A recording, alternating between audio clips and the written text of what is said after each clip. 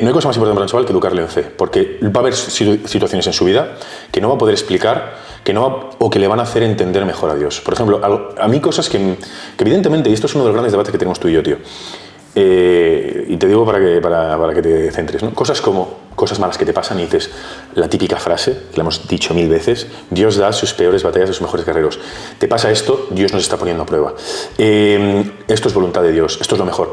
Yo muchas veces, claro, te planteas, realmente, y lo mismo, por ejemplo, yo me tatué, me acuerdo, esta cruz, ya lo he dicho, el mismo día que nosotros, sin saber por qué, decidimos cambiar nuestra vida de forma radical. Y ese día cambió. Claro, yo muchas veces me pregunto, ¿esto ha sido acción de Dios, obra de Dios? ¿O esto ha sido puro azar? Y a mí es algo que me mata por dentro, tío. Porque ¿cómo entiendo si una señal es de Dios o no? ¿Cómo entiendo? Creo que hoy en día uno de los grandes problemas también, y por eso creo que es tan importante inculcar la fe a los chavales, es que estamos demasiado tiempo con música de fondo, quiero decir. Con mierdas. Ruido mental, que se llama. No tienes tiempo para pensar en Dios, no tienes tiempo para reflexionar. Entonces, si no te introducen la fe, ¿cómo llegas a ese punto? Pero es eso. Muchas veces me pregunto y, tío, digo, ¿y esto es realmente fruto de Dios? ¿A quién debo? Claro, yo como creo en Dios, digo, esto es voluntad de Dios. Y muchas veces es verdad, pues que dices, no entiendes el por qué te están pasando las cosas. Y dices, que la gente piensa, no, yo porque diga voluntad de Dios o diga, bueno, que sea lo que Dios quiera, ya te sientes bien y se te quita la carga. No, yo si estoy jodido, no se te quita la carga. Pero simplemente lo que intentas es ceder control. Dar un sentido al sufrimiento. Pero es muy complicado. Entonces yo eso me pregunto, tío, ¿cómo yo no sé si tienes alguna cosa, ¿no? ¿Tú cómo intentas dilucidar o diferenciar si algo es puro azar o tiene Dios que ver? Que al final, si creemos en Dios, Dios siempre tiene que ver, ¿no? A ver, esto es un poquito complicado, ¿eh? A ver cómo lo estructuro para que quede como si fuera una persona inteligente y no un retrasado. En el cristianismo, teóricamente, no existe el destino como tal, ¿vale? Lo que se entiende por destino, de un destino prefijado que tú vas a cumplir sí o sí, pero existe, digamos, un proyecto de vida que tiene Dios para ti. Lo que pasa es que tienes el libre albedrío, puedes tomar decisiones que te alejen de él. Pero Dios ya lo sabe. Pero Dios ya lo sabe. Es que es curioso, eso es un punto curioso. El mejor símil sería, todos habremos visto la película de Avengers, en la que el Doctor Strange, creo que se pone a mirar los diferentes futuros posibles. Sí. Eso sería Dios. Es decir, es un ser, un ente que es tan perfecto, tan omnisciente, que conoce todo. Es decir, sabe dónde la vas a cagar, pero él hasta cierto punto tiene un proyecto de vida para ti que debería acabar bien. Todo esto estoy hablando en teoría, ¿vale? Vamos a hablar en teoría. Entonces yo creo que al final, lo hemos comentado muchas veces, ¿no? Por ejemplo, nuestro camino. Nosotros, ¿cuándo vamos a poder decir si hemos tenido éxito o no? El día en que mueres. El hecho de tu muerte, sí. Ya está.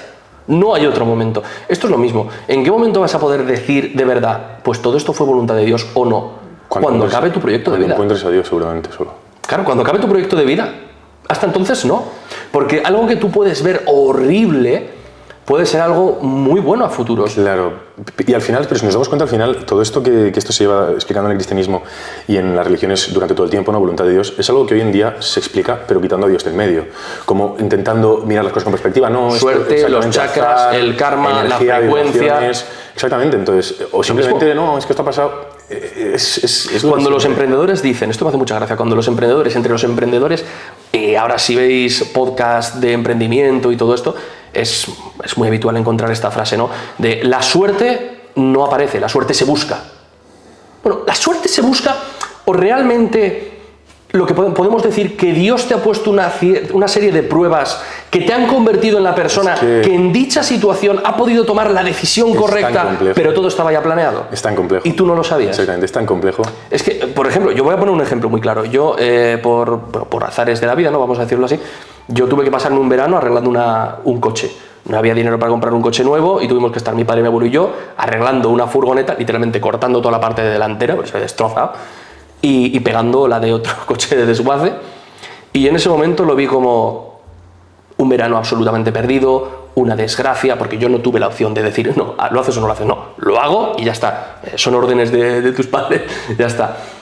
En ese momento lo vi como una desgracia, ¿no? Pero luego a futuros fue el momento en el que, por ejemplo, la relación que yo tenía con mi padre maduró. Fue el momento en el que yo pude ver a mi abuelo, por ejemplo, en un ambiente común para él. Es decir, mi abuelo llevaba jubilado 10 años, pero tú le veías cómo se movía, cómo utilizaba. Mi abuelo ha sido siempre chapista, ¿vale? Cómo utilizaba las herramientas, todo. Es decir, ¿puedo calificarlo a día de hoy como una experiencia negativa?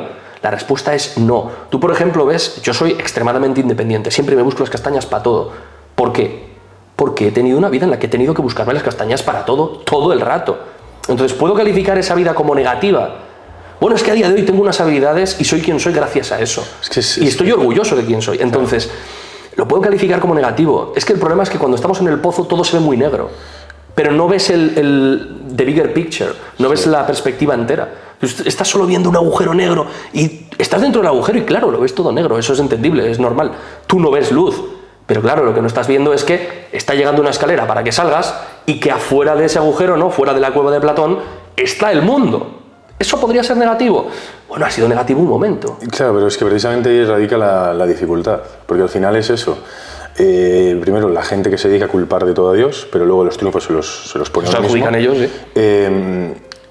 Y una vez más, ¿por qué? O sea, ¿por qué a mí me pasa esto y por qué a otros no?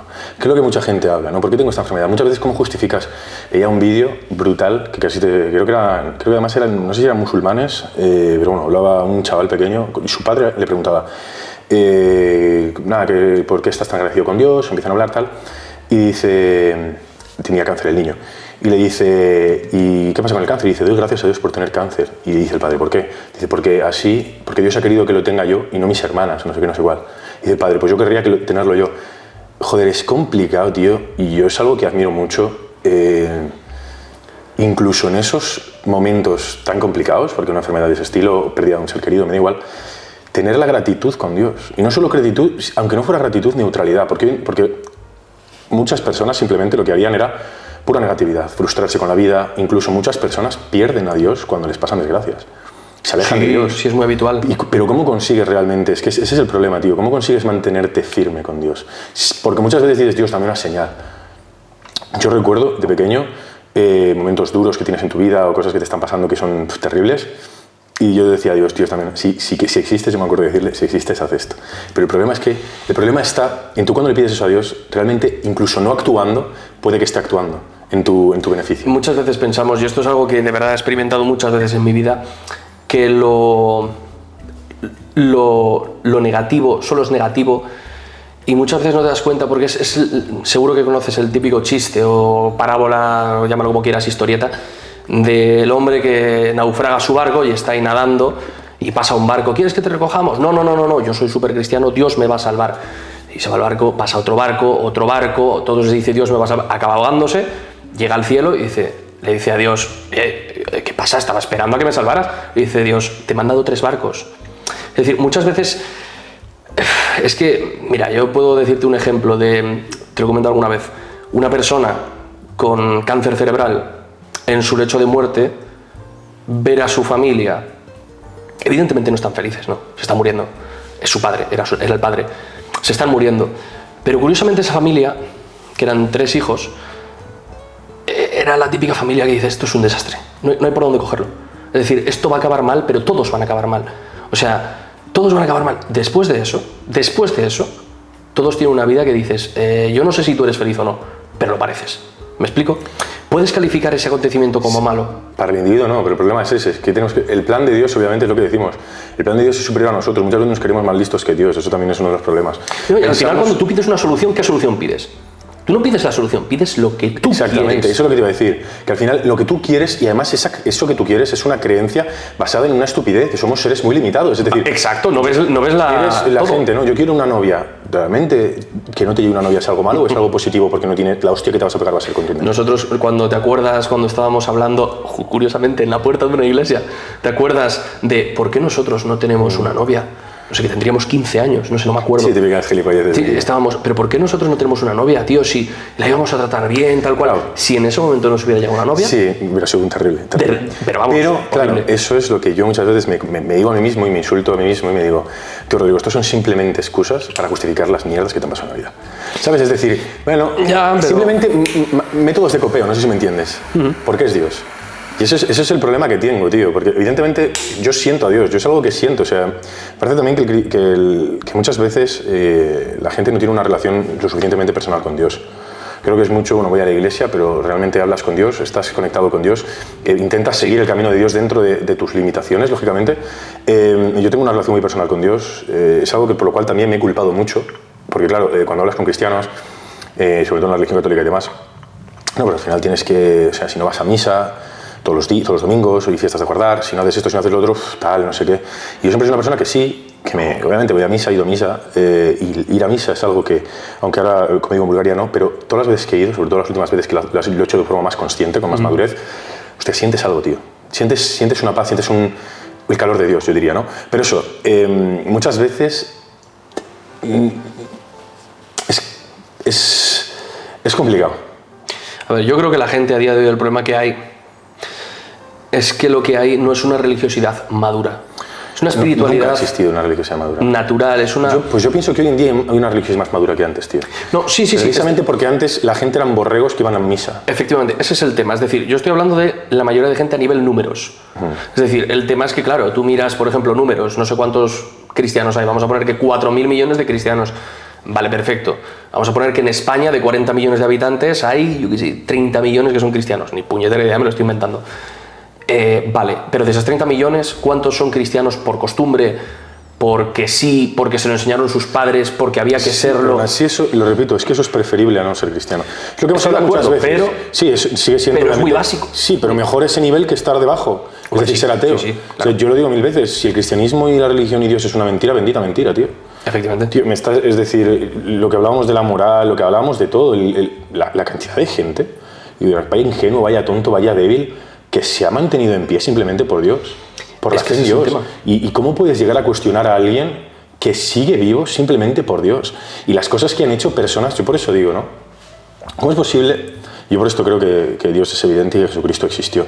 ¿Cómo es posible que tantas personas, sin nada a cambio, simplemente por lo que vieron, fueron asesinadas? O sea, un apóstol o gente que defendía a Dios y se dejaron matar, resucitó. Y eso era herejía, eso era la hostia, vamos, te mataban.